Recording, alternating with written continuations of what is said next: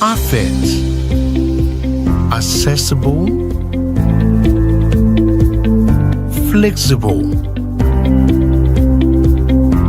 and examinable training.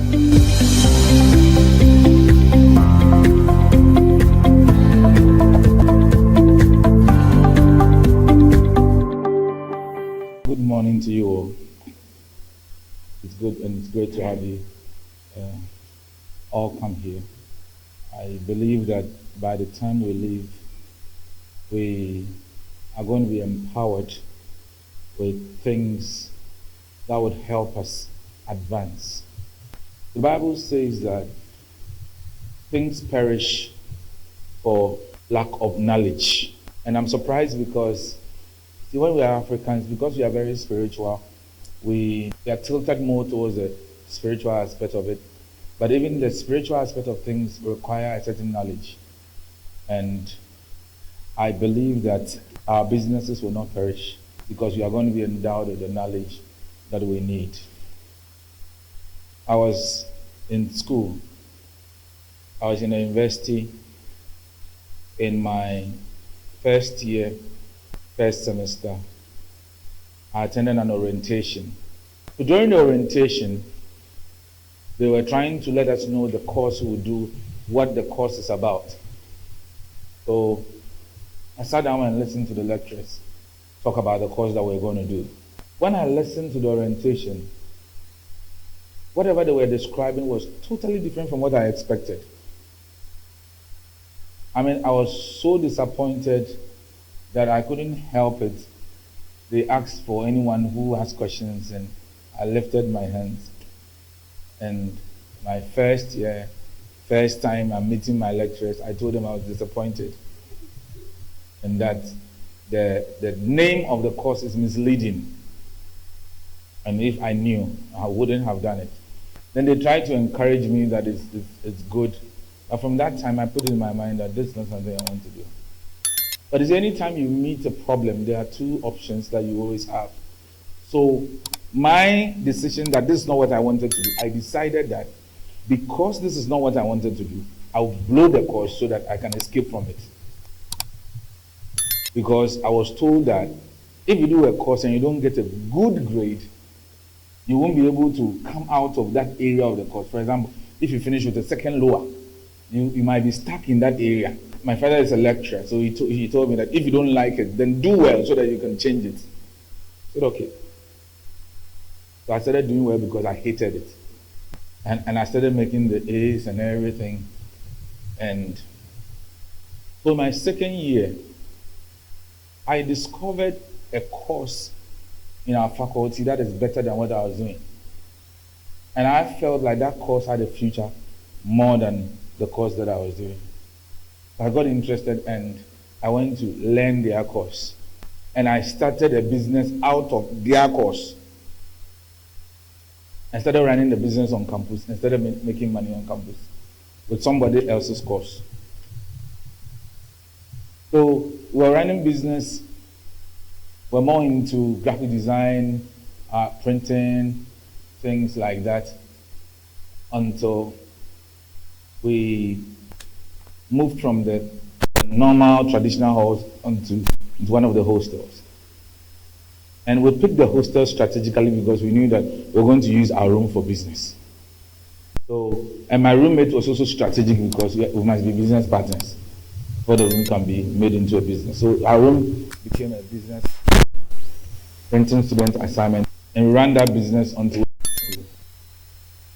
we had enough to one of the when Ivan. So one of the shops became our office, and we started running that business too. We added other businesses, and they started doing well. I bought my first land from that business, and that business was running when I was doing my national service. So my first land was bought during my national service. I started building during my national service. And that was how the business was going. Along the line, we were doing ministry together. But I realized that my attention was divided because this was a new business, this was a new church, they were all growing together. And one incident happened one day, and I decided that I'll leave the business and focus on the ministry. So I left the business, and I focused on the ministry, and I applied all that I knew into the ministry to make it work. And by the grace of God, we are not where we are going, but we are on the way. We are not where we want to be, but we are not where we started. So it means that we have moved and shifted.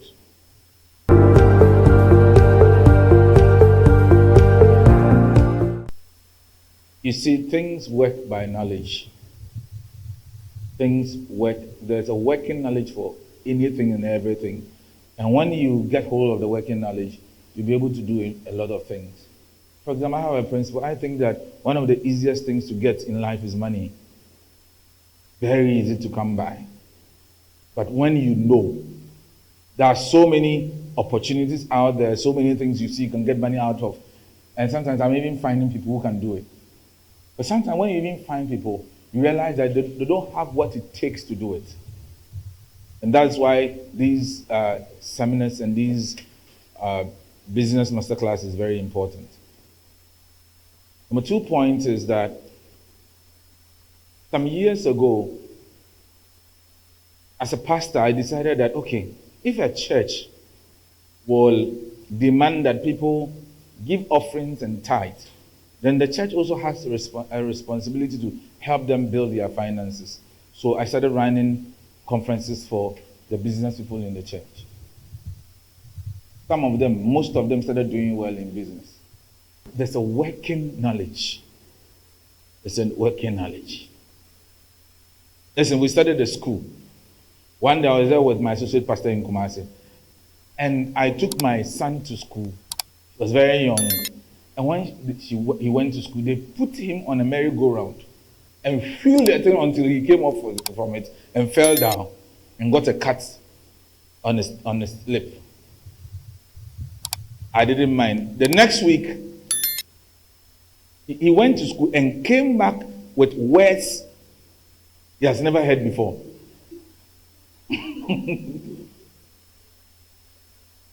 Then I said, no. That something is wrong. That's not the environment I want to raise my children in. So I told my associate pastor, let's start our own school. He said, where? I said, let's just go and find a place. So we're moving around, driving around, finding a place. And we found a plot at the roadside. Not a plot, where people put containers. So it's not like a permanent plot you are buying, where they will charge you something small and for rent and you put your container. And we got one of those plots. Then I said, let's start from here. Then we started. And the school started with my wife and my 2 children. We are still trying to find the first assembly picture. It was funny.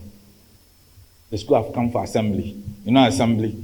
So two children, they are there. And their mother. In fact, one of our church members was supposed to be a teacher there. She taught there for only 3 months. She stopped. You know why she stopped? So when she goes home, they start laughing at her that she's not a teacher. It is a pastor's story. She's a nanny, not a teacher.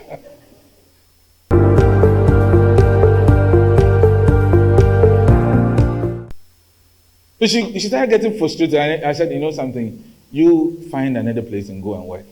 So I released her and she went. And the school started. 4 months, nobody has come to the school. The school was 6 months, we were 8. Now the school has over 300 children. We built facilities.